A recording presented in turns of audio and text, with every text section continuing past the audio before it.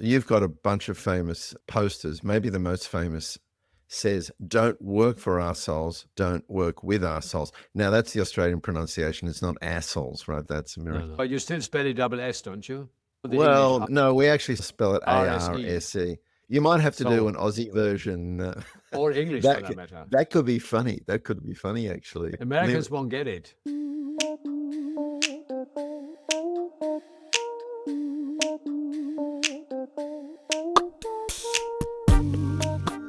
Hello and welcome to Remorandum, a podcast about everything interesting. I'm Remo Giuffre. Today I'll be joined by a very special guest, Eric Spiekermann. Eric, a longtime friend of Remo, is one of the most influential figures in modern typography and design. Renowned for his clarity-driven philosophy and wry sense of humor. You'll get to see that firsthand in a minute. He has spent more than 5 decades shaping how the world reads and interacts with type. In 1979, he co-founded Meta Design, which grew to become one of the world's leading design firms. His work spans corporate identity systems, groundbreaking typefaces, and digital font distribution. In recent years, Eric has returned to his roots with Hacking Gutenberg, an experimental project that merges centuries-old letterpress with digital tools like laser cutters and 3D printing. Eric is as much a communicator as he is a designer. His book, Stop Stealing Sheep and Find Out How Type Works, 1993, is now in its 4th edition, and it remains a go-to guide for typographic literacy. Welcome, Eric. You're in Berlin and I'm in Sydney. That's right. Good evening or good morning in your case. It's too early for me and it's too late for you, so this is bound to be a lousy interview. Let's get it over, in other words. Look, here's my empty cup of tea and traditional British blue striped tea mug. Yes, TG Green. I've been dying to talk to you for so long.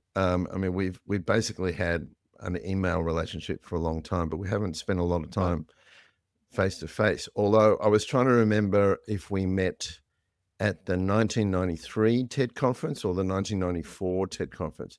Did you go to Kobe or was your first one Monterey? Which was 92, wasn't it, or 93? 93, right. So I met you in Kobe. That was Ricky Werman's experiment.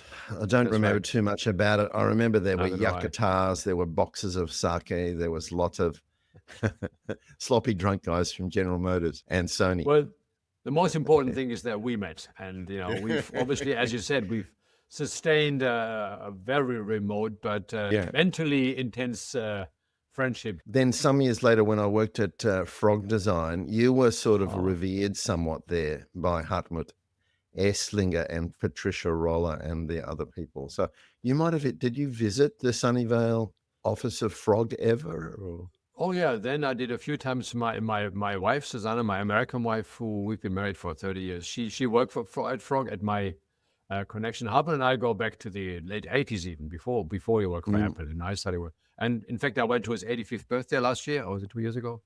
He's a little older than me still, and we hang out together a lot. In fact, there's a new movie, a series of 3 movies about the Apple story in German so far that just broke. It's only in German for now, and we're both in there because we're both early Apple perpetrators and users. Of course. Whatever. Well, I knew. We're good old buddies. What was your early work with Apple? What did you do with them? I did some marketing work for them in Germany, but most of my work was actually with Adobe. But I was the first private person in Germany to buy a Macintosh, apparently, at the beginning of '85. Right, So the dealer told me at the time. Other people I saw my first one at Linotype in late '84, and I knew because as you remember, for us to have type was difficult. It was either sort of rubbed on letter set, or you had to go and pay film setting $300 an hour to get 5 letters, and then we had to make up stuff and sketch it. And I knew, oh my God, I could output, print real type, which was amazing. And I knew that, but not everybody else. And I took one on this little handle. You remember the old Mac you carried across on the train from Bonn, the Ministry of Postal Communications. I took it from Linotype to them on the train, and I was commissioned with a typeface to do for them for the telephone books and forms. And I got there. This is middle July '85, and their what they call the artistic council, people who would pick things like typefaces, were they look like cartoons. They all were berets. They all look like artists in the cartoons. They were schlepping their little folders under there. It was very funny. All old men, and I was obviously a younger man then. And I had this little disc in my shirt pocket. Some of you viewers may remember the little discs. And I said, guy, and I put this Mac on the table. And I said, "What's this?" I said, "It's a computer." They said, "Nah, computers take a whole room and they need air conditioning." I said, "No, you wait." And then I took this out, put it in there, and the screen went on, and the little logo came up. And I showed some type, and I said, "That type is not in there. You're cheating." I said, "No, the typeface is on this disc." I said, "Nah, no way." So I designed the typeface, which later became Meta, the one you're using, have been using ever since. And they just laughed. They literally laughed. And I thought, this guy is totally fucking crazy. I mean, you can't put a typeface on a disc. It needs lorries full of metal, and we have to transport it over 500 kilometers up and down Germany. It'll never work. So they never commissioned the typeface, or they commissioned it, paid for it, but they didn't use it. So I used it later. I know. Just to think about the pain that was involved in laying out a catalog in those days, and then looking at your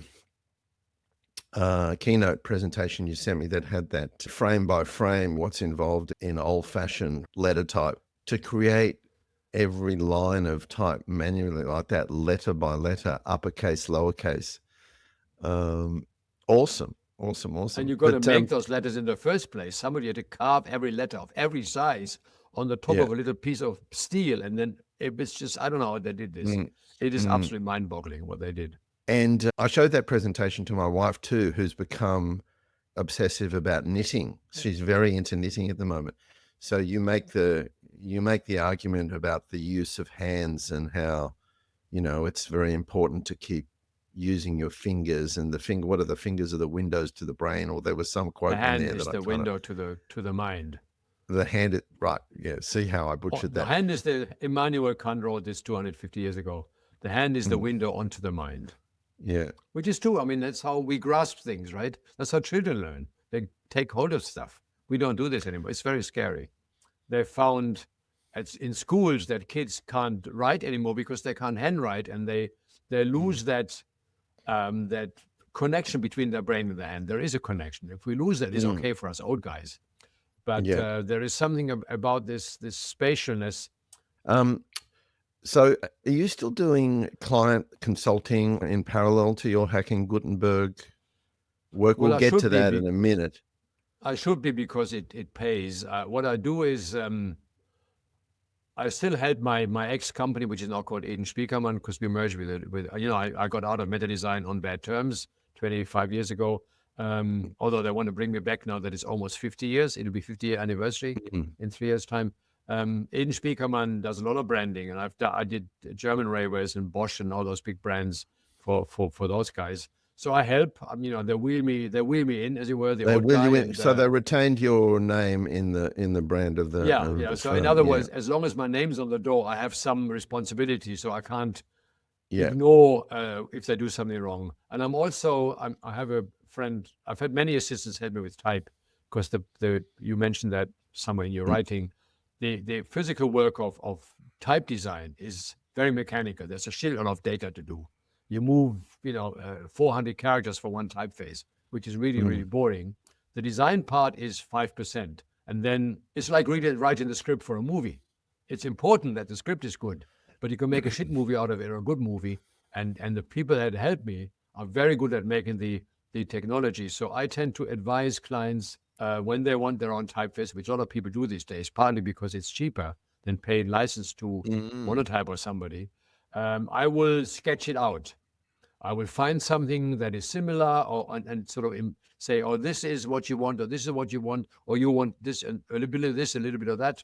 So to narrow it down, to do a framework, and do some sketches, and bring in some other examples, and then pass it on to somebody who makes a total typeface out of it, which is a lot of interesting work. We've got one of my projects for next year is a day to a page calendar, actually this size for economic reasons. Sort of a tribute to those Chinese calendars on very, very lightweight paper, 60 I GSM love that. I love the GSM paper. stuff. Yeah. You just rip it off. Yeah. But Yeah. the problem is, I haven't found a typeface where I like all of the numbers from, and the designer that I've been working with for 35 years, when I did my clock, the Remo clock, she actually hand drew every number to please me. So Mhm. she's got those sitting on a hard disk in storage somewhere. So we're going to resuscitate that. So it'll be a hacked version of just the number 2 that I like, just the number 3 that I like. God knows where they come from. Well,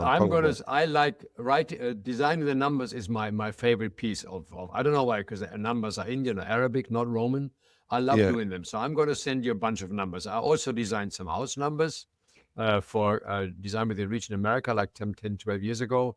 So I Yeah. have some that only have numbers, no letters for it. I've stenciled. Yeah. I'll send you a bunch of numbers. And if you don't like Oh, awesome. some of Well, them, you are totally this is what I covered. like, the kind of the very chunky sans serif. Yeah, that could Yeah.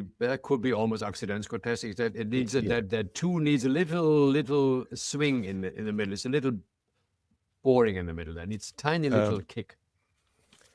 Anyway, like your later stage career, I call myself a solopreneur at the moment because I basically know do you. absolutely everything. Yeah. And kind of I like it that way, but it is very hand to mouth often. But give me the backstory of where you are now, Hacking Gutenberg. So having left this illustrious career, I didn't realize about the bad terms thing. I'd forgotten about that. But then Eden Spiekermann was your revenge. Then you slowly exited that. Explain to our listeners what Hacking Gutenberg actually is, physically and philosophically. Philosophically, it comes. I was probably a little too early. I think I'm entering the right frame now because we're realizing that we're losing a lot of the analog. I mean, there's nothing more analog than setting or moving, taking type in your hands, whether it's wood type or metal type. It's totally unpractical from a commercial point of view, obviously. It's become an art form or a pastime or a hobby in my case. But it's incredibly educational when we have, because what you do with type, physical type, you set it in on a background, but you have to fill the space in between. You can't just put type and have a return key. If you have anybody's ever seen a page of type, there's the letters and then there's the spacing, the leading, the stuff in between, and you physically touch it. And people who come to us for a workshop, they're always digital, youngish people, and they don't want to go home at night because it's like a bit of like playing with Lego blocks. You sort of work out the system after a while and you're really proud of it and you don't want to stop because you suddenly realize, oh my God, this is leading and this is tracking and this is minus, and there's no kerning because kerning involves a saw or a soldering iron or whatever. It's too complicated. So fuck kerning. It's overrated. Make it look good. And also, you don't have all the sizes. You may only have one type in one size. So you adjust the headline or whatever. So suddenly working with a scarcity and not having all the fonts is relief. I mean, you sit there and I've got 15,000 fonts on my computer. And I force myself to use some of them every now and again because, I have them all and I design half of them. But when you sit there and you want to put this word on this poster and you pick this type and it doesn't fit and it's only in one size, then you start messing around and they have great fun. It's like bringing you back to being a child. The tactile, the analog is the opposite of swiping things on a screen. It's a great fun that we are missing, and we get aware of the fact that a page is actually a space that is filled with words. It's not just a page. It doesn't end. The ending is arbitrary, the framing. And that's just the fun part. So that's my mission, to bring people back. The second mission is to keep some of the technology. There's no letters being cast and no type being cast in Germany. There's someone in Poland. There's people in the States that are still casting type, which is a dumb and dangerous hobby. I mean, lead is you boil lead at 380 degrees Celsius. It's not funny. It's dangerous. It's poisonous and all the rest of it. But it's got 500 years of history, so it'd be a shame to lose that old craft. It's simply that it's a 500-year-old craft. It's brought our civilization. I mean, if Gutenberg hadn't existed, Martin Luther wouldn't have. I mean, he could have written his 95 Theses, nailed them on the church door, and 2 days later, nobody would have cared. But somebody printed them and sent them to the Pope, I did some research on the Gutenberg Bible, and I was surprised to see how euphoric people were about the blackness of Oh my the God, it was beautiful. Yeah, that was very beautiful. and it wasn't ink, was it? It was Oh, yeah. No, it was some, ink. but it was Well, most of it something. was printed on parchment, and Yeah. they're printed very slowly on this screw press, which took forever and ever. So there's Mm, an amazing coverage that we couldn't do anymore. If you're printing quickly, then the page would fall to the next page and it'd be smushed, mm, and wouldn't be safe. But they printed one page and then put it somewhere, save, and then printed the next page 10 minutes later. So they all dried mm. separately over days. You can't get that blackness in industrial environment. There's no way. Yeah, But right. the main thing is that it multiplied thoughts. The spreading of Yeah. thoughts was dangerous. That's why printers had a royal decree normally. They had to get a stamp by the Kaiser or by the king or whatever, because Mm, printing was dangerous, as you still hear in China. You can't yes. print everything because thoughts could be dangerous, and if thoughts are multiplied and people can Mm. read them, oh my God, the Catholic Church didn't like the fact that Luther wrote the Bible in German because the peasants could read it. So you've got a little workshop there where you tinker away. You've got some volunteers, or you've got employees, or just volunteers? No, I don't have any employees anymore. No, it's just people who come in either as interns, or I pay them by the hour, or they just come by. It's a Mm. total hobby. It's totally stupid. It's, as my wife says, other people have a way of getting rich quickly. I have a way of getting poor slowly. Well, Oh some way yeah, to do yeah. it. No, I've got a friend, Stephen Abbott, who we both have a remarkable skill of turning gold coins into copper. So Well, anyway, so that's the one part you're asking about. So that's yeah, my sort of mission, but that's shared by a few people all over the world who maintain the old machinery, the old process, the old craft. So there's some younger people. But the one thing I'm doing, and why it's called Hacking Gutenberg, and by the way, I'm getting the Gutenberg Prize for this year from the Gutenberg Society, which is the big deal. oh, Umberto awesome. Eco. They give it to scientists and philosophers and stuff. I'm one of the first people who got it for practical work, not Yeah, for good. talking about it, but for Well, you doing it. deserve it. Anyway, so what we do is but that's why we call it hacking. We've built ourselves a laser that writes data onto a plate made of nylon. It's called polymer. It's basically what you do in Mhm. nylon. It's a plastic that gets hardened by where the laser hits it, and then those are the letters, and the stuff between the letters gets washed away. So you have a relief plate like you do have proper metal Right. type. Okay. Oh, that's And we good. built this laser ourselves because there are those lasers, but they usually only work from a negative. Right. You have to make a negative and then copy it. We go direct to plate from my computer, and it's bigger than most plates you can get. It's 50 by 70 centimeters. You're metric in Australia, aren't you? Mm, 50 by mm, 7, which is whatever, 25 by 30 inches. So these plates, so it's it takes 8 pages of a book, a normal size mm, book like your books, and we have a magnetic base in the bottom of a Heidelberg press, a cylinder press from 1954. That magnetic bottom goes in there. The plate snaps on top of it, and we print as if it were real type. So you get the impression, you get the slight indentation, the little mm, fuzziness, which makes it look blacker and mm. warmer and Yeah. softer than offset. Offset is always water, and it's always gray because it's water, basically water and Right. grease. Right. So there's no offset printing without water. So we get the deep black pen. It costs a fortune. You couldn't run 100,000 books. You could, but you couldn't pay for it. And we make this edition. We have 10 books out. It's called TOC, the other collection. Oh yeah, I saw it. I And yeah. I should send you some. I will send you some. So Well, they're printed letterpress, but they're contemporary books. Most letterpress people only go up to Shakespeare, and they write the same one. They print the yeah. same old stuff that's been around there 1,000 times. So we print modern literature, interesting literature in English so far, as I letterpress think I saw editions. a spread in one of your presentations that was printing Yeah, in a blue ink. Was that yeah. We print one of the whatever books? ink. Yeah, the last Yeah, last one was green ink, blue ink. Yeah, yeah. I'll send you a Beautiful. bunch. They're Great, expensive to send, but no great expenses work. spared. So Yeah. Whilst it's a market that doesn't exist. We're not selling a million of them. They cost about $130, which is too cheap for the collectors and too expensive for the readers. So we're right. still looking for that market, but we're doing it, and that's the main. So Yeah. we're keeping a press from 1954, printing in today's environment, in Mm. a commercial setting. I know you've recently moved from a larger space, and so you probably would have had to sacrifice not just type, but maybe some equipment. Oh, And was that lots, yeah.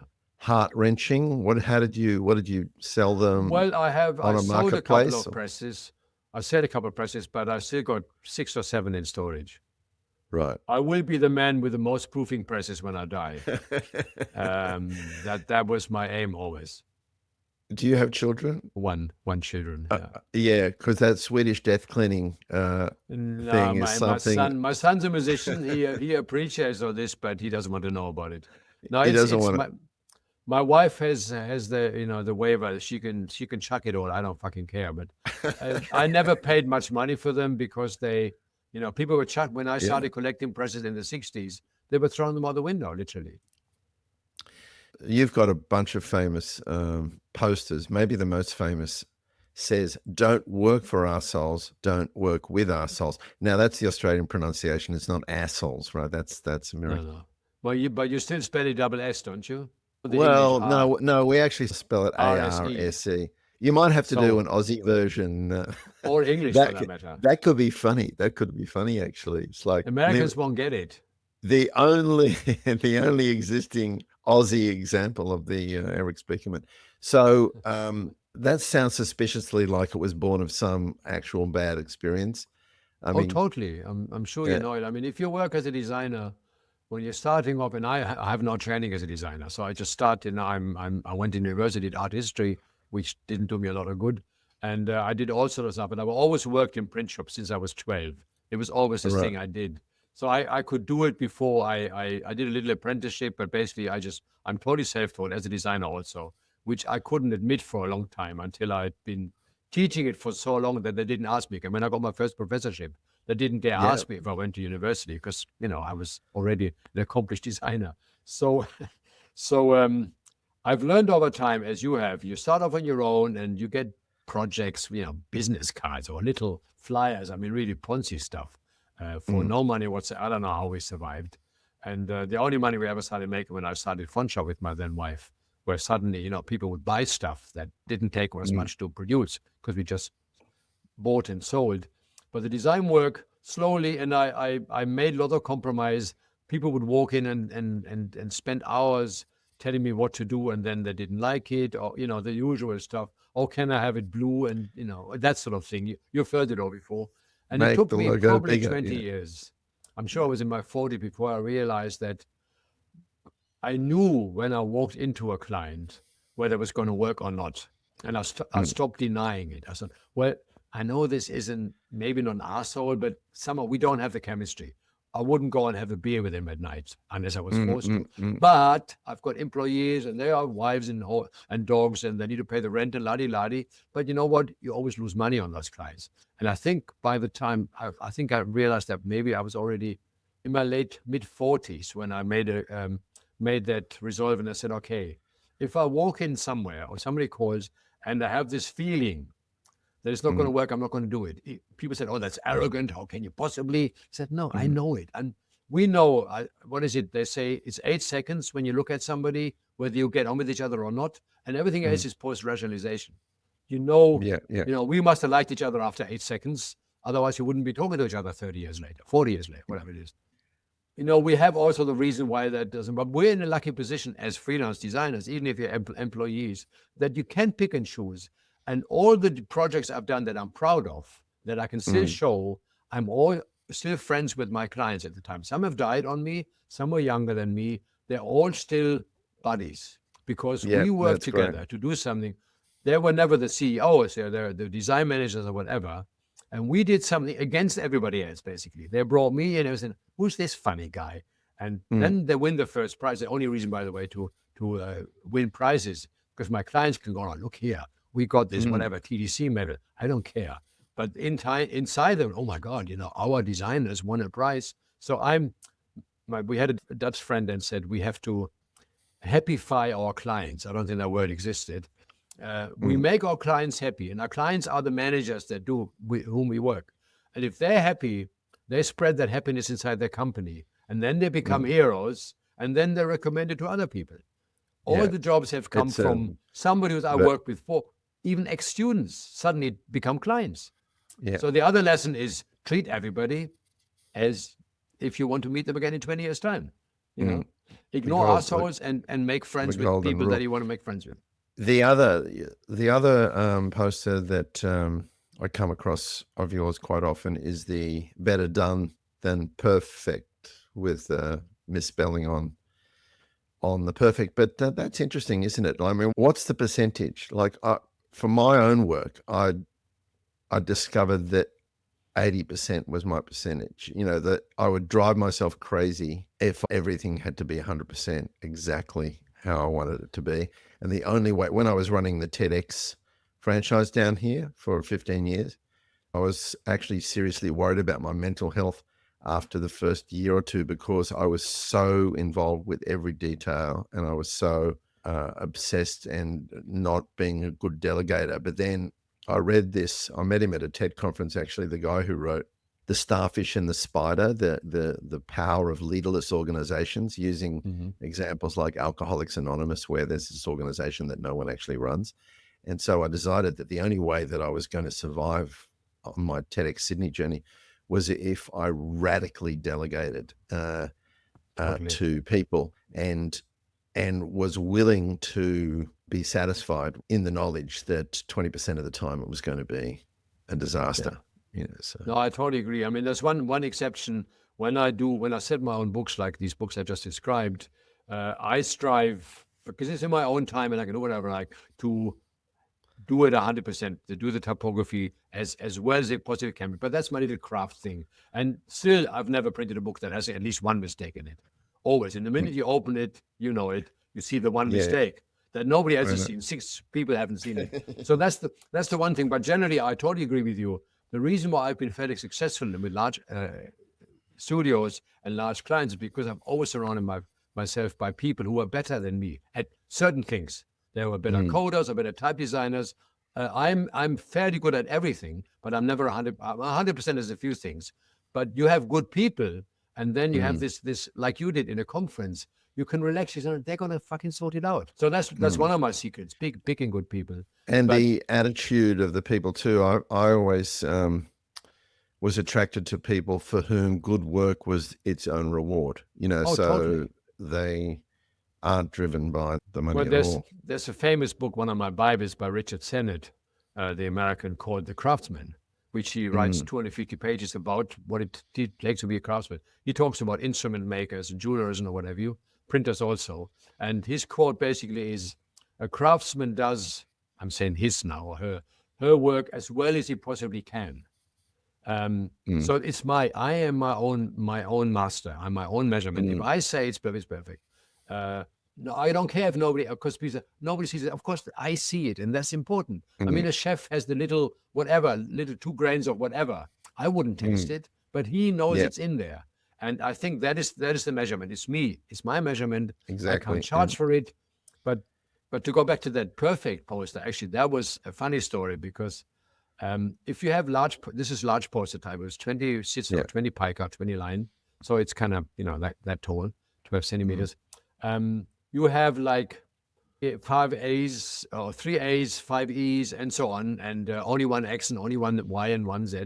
In Germany, we don't have enough Y's. And so when you write a longish line, you got to count your letters. So better done than perfect would have been 5 E's. As I came to set it, I got to the end. I went perfect, and I was like, shit, I've got an E missing. So I left it there, set up. Wait a minute. I left it set up, thinking, okay, what you can do is you can print it with a space and then put the extra E in a second run, or change the whole font or whatever. I left it till the next morning. My assistant walks in and says, that's brilliant. I said, what do you mean it's brilliant? It's a fucking E missing. He said, yes, and I hadn't seen that. I hadn't seen the brilliance. It's so perfect. But that's and what the fact happens that I'm when- even using that word. Yeah. But that's what happens when you have these materials. They have their own way of telling you a message. A letter's missing, or you do one upside down or whatever. The other example, we have this other poster called God is in the Details, which we spelled wrong, is Detalis. And I said this with my son, he was in Berlin. No, we set it in large, in accidentals bold, 24 sits, or very large. And we printed 10 or 15. on a big letterpress, and you don't look at it. You print it. We went for lunch, and we come back, and Dylan, my son, says to me, Eric, how do you spell details? I said, Detials. He said, well, look at it. Oh, fuck. Because I and L, when it's typed, it's also got murky, black and brown stuff. It's not black on white when you see it in the form. And I had not seen it. So we changed it, printed it. Nobody wanted the good words. Everybody wanted the mistake. Oh, okay. I thought it was too much because I know the Van der Rohe. I know the Van der Rohe quote. Yeah, of course. Right? But I made that mistake, but it's a real mistake. I would have been embarrassed to have. It's a bit of a cheap pun. I wish I could think of more of those.